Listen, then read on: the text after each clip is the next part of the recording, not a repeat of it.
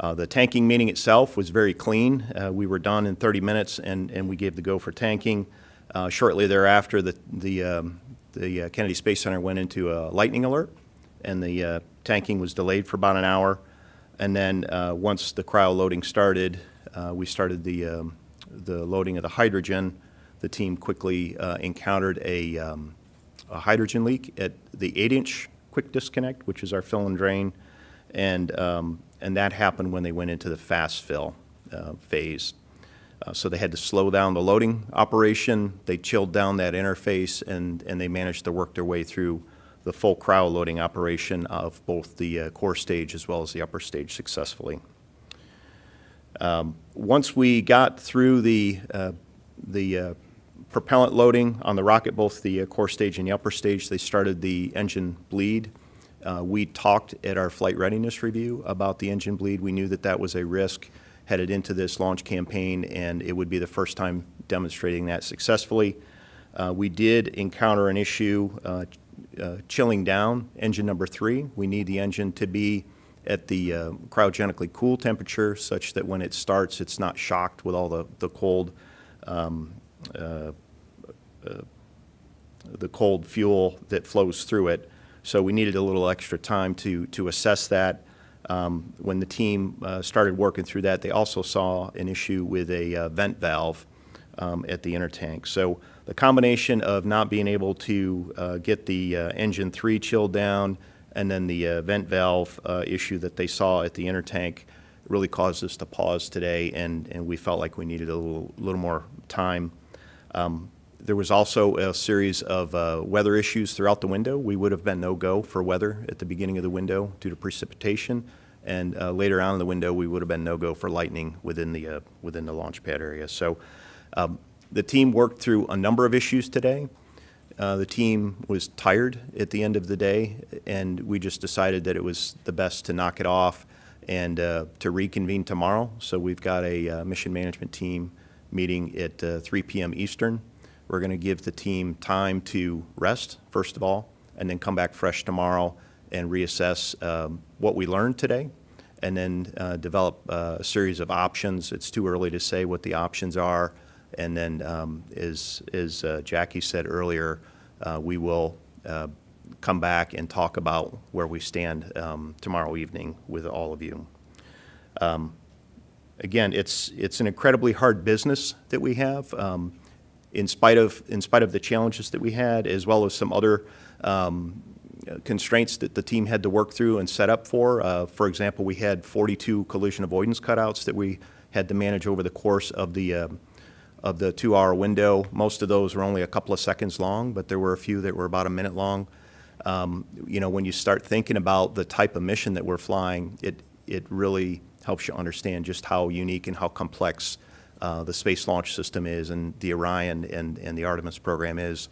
We have this upper stage, the interim cryo propulsion stage, that lofts the spacecraft to a 975 nautical mile insertion orbit along with the SLS core stage. And with that, we need the performance from it, but we fly through part of the orbital debris field, the micrometeorite and orbital debris field. And then one orbit later, we commit to the point of translunar injection. So as we fly up through this orbital debris and then back down to low Earth orbit and then out through the point of translunar injection, we have to know where all of these objects are, and that explains those 42 cutouts. And that is something that our operations teams were prepared to do today. We just didn't get to the launch window. So a number of challenges. We were ready for some of them, and the technical challenges we encountered on the engine bleed and the vent valve are just some things we're going to have to go look at today, look at tomorrow after we get a little smarter and get rested. So with that, I'll pass it to Jim. Yeah, so good afternoon. So the administrator and Mike covered a great deal of things. I'll just highlight a few things for me. You know, I sit in a different vantage point than Mike does. His is a lot more fun, by the way. But we, you know, we're in the LCC, and I found some things in the team today. This was a really important attempt for us. We talked about that after Wet Dress 4. There were a lot of questions of, you know, should we have rolled back, tried to do another test? We felt and still feel like going for today was the right thing to do. And that comes in a few ways. Our launch team was really, I'll say, pushed today. They were working a lot of issues. They were looking at the compressed timeline with that hold at the beginning, and we were filling all 4 tanks at the same time at one point, really pushing our team through a timeline. Weather, Mike talked about some of the weather. We talked about lightning. Weather was coming in and out. We were actually not able to go at the beginning of the window like we thought. There was a lot of comms from the launch weather officer. The hydrogen out of spec that Mike talked about when we went to manual control, that's something we did on the locks when we had some issues loading locks the first time. Going to that manual control to me is learning. And getting through the first hydrogen leak that we had, that was the same leak we had on the same line to the same level. And when we started to do the manual fast fill, honestly, it kept climbing, and I thought there's no way we're going to get out of this, and that got us out of it. So to me, what we pushed the team through, and I know we always get a lot of talking about the team too much, but we continue to learn.